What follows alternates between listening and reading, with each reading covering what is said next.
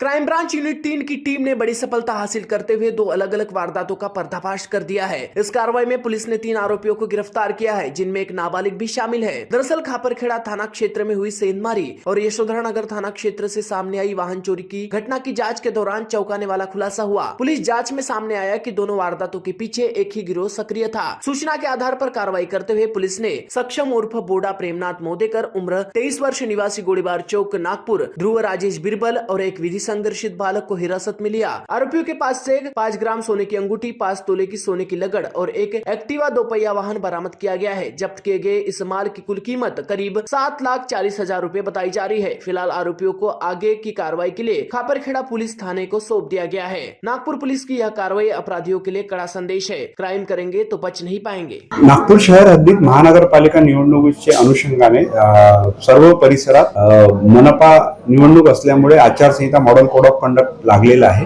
त्यामुळे वरिष्ठांनी सक्त आदेश दिलेले आहेत की कोणीही हत्यार बाळगत असल्यास किंवा गुन्हेगारी कारवाईत संलिप्त असल्यास त्यांच्यावर सक्त कारवाई करण्याच्या सूचना आणि आदेश माननीय सीपी साहेब, त्यानंतर माननीय जॉईंट सीपी साहेब, त्याच्यानंतर आमचे अतिरिक्त पोलीस आयुक्त श्री शिवाजी राठोड साहेब, माननीय पोलीस उपायुक्त श्रीमती रश्मिता राव सर, त्यानंतर माननीय सहाय्यक पोलीस आयुक्त श्री नरेंद्र हिवरे सर यांनी आम्हाला दिलेले आहेत। तर त्या अनुषंगाने आमचे डीबी पथकाचे पोलीस अंमलदार अतुल टिकले यांना 4 दिवसापूर्वी गोपनीय माहिती मिळाली होती की एका व्यक्तीकडे पोलीस ठाणे अजनी हद्दीत पिस्टल असल्याची गोपनीय माहिती होती। त्यावरून त्यांनी सदर माहितीची शहानिशा केली असता व पडताळणी केली असता पिस्टल असल्याबाबत खात्री झाल्याने त्यांनी छापा पार्वतीनगर गल्ली नंबर 3 मध्ये छापा कारवाई केली असता एका थैलीमध्ये पिस्टल व 7.65 mm चे 2 राऊंड माउजर पिस्टल हँडमेड भेटलेली आहे। त्याची जवळपास किंमत 80,000 व राऊंडची किंमत 2,000 रुपये, असं 82,000चा मुद्देमाल जप्त करण्यात आलेला आहे। आणि सदर कारवाई ही पार्वतीनगर गल्ली नंबर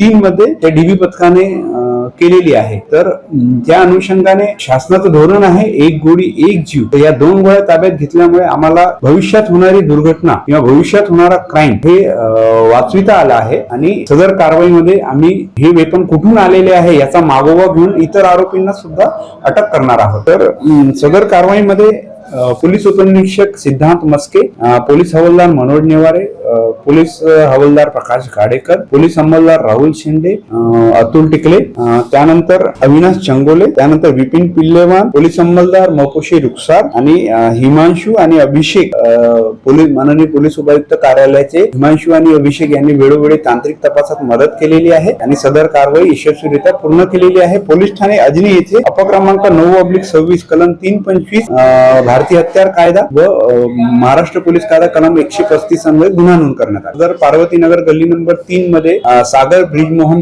पाल याच्या घरी सदरचं पिस्टल जप्त करण्यात आलेलं आहे आणि त्याचप्रमाणे त्याने माहिती दिल्यावरून त्याने सदरचे वेपन प्रमोद राजेंद्र सूर्यवंशी हा राहणार Dattadham Nagar plot number 3 police ठाणे हुडकेश्वर हद्दीत, मानेवाडा पोलीस ठाणे हुडकेश्वर हद्दीत राहणार आहे, त्याला सुद्धा अटक करण्यात आलेली आहे आणि दोन्ही आरोपींना आज आम्ही पीसीआर करिता माननीय न्यायालयासमक्ष हजर करणार आहोत। আপনার হন কামত লগাও আজই কল করক 1-800-313-1212